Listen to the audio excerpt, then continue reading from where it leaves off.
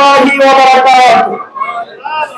মহান রব্বুল আলামিনের দরবারে লাখ কোটি শুকরিয়া আদায় করি, যার অকান্তে মেহেরবানিতে আজকের এই ময়দানে দাঁড়িয়ে ইসলামের পক্ষে, কোরআনের পক্ষে, দ্বীনের পক্ষে আজকে আমরা বক্তব্য রাখার আল্লাহ রাব্বুল আলামিন সুযোগ করে দিয়েছেন, সেটা আমাদের শুকরিয়া আদায় করি আলহামদুলিল্লাহ।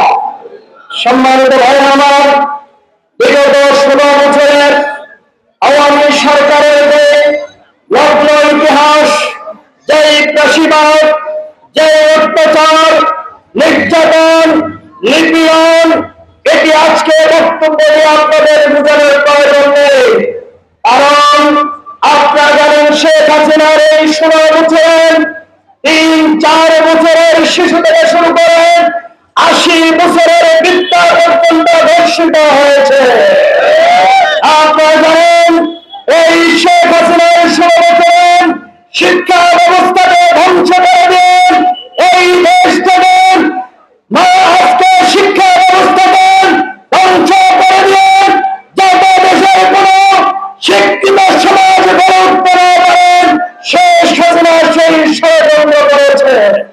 আপনারা জানেন এই শেখ হাসিনার 15 বছরে এই দেশের ব্যাংক বিমা থেকে কোটি কোটি টাকা বিদেশে পাচার করে দেওয়া হয়েছে। সম্মানিত ভাইরা আমার, আপনারা জানেন শেয়ার বাজার থেকে কোটি কোটি টাকা দুর্নীতি করে তারা নিয়ে গিয়েছে। এমনি ভাবে বাংলাদেশের এমন কোন সেক্টর নাই, এমন কোন বিভাগ নাই, এমন কোন বিষয় শেখ হাসিনা বাকি রাখে নাই যেটা তার আমলে ধ্বংস হয় নাই।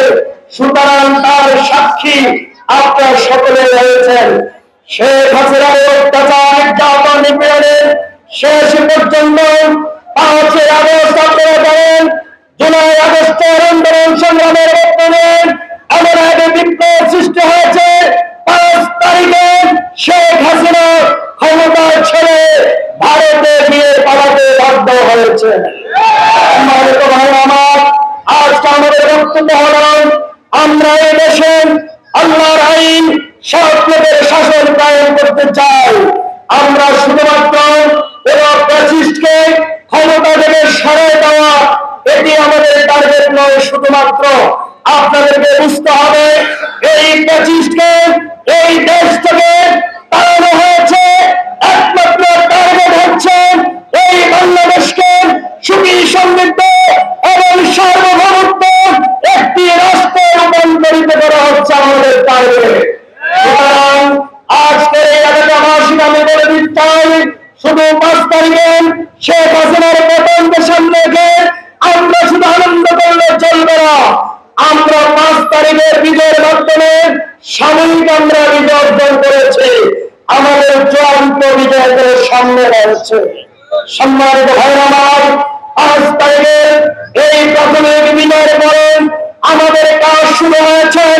আমরা বিজয় শুরু করেছি, আমরা আন্দোলন শুরু করেছি, আমাদের বক্তব্য স্থাপন করা শুরু করেছি।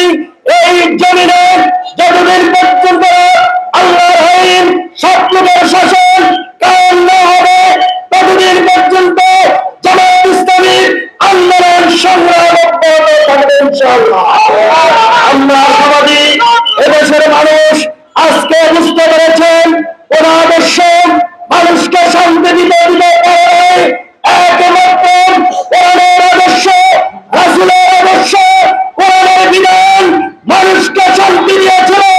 আবার বাংলার জমিনে যদি কোরআন প্রতিষ্ঠা হয়, রাসূলের আদর্শ প্রতিষ্ঠা হয়, তাহলে মানুষের ঘরে ঘরে শান্তি আসবে ইনশাআল্লাহ। আমরা অন্য কোন আদর্শে বিশ্বাস করতে চাই না। আমরা আপনাদের উদাত্ত আহ্বান জানাতে চাই, ইতিপূর্বে পরীক্ষা হয়ে গিয়েছে, একদলকে ক্ষমতা এসে আবার পরিবর্তন করে আবার ক্ষমতা হয়েছিল, কিন্তু মানুষের সকল সমস্যার সমাধান এদেশের কোন মানুষের পক্ষে সম্ভব নয়। যে আদর্শ প্রতিষ্ঠার মধ্যে দিয়ে ওই দাঁড়িয়ে সমাজকে শান্তি দিয়েছেন, রাসূল সাল্লাল্লাহু আলাইহি ওয়াসাল্লাম ওই আদর্শ স্থাপন করার মধ্যে দিয়ে মানুষের ভাগ্য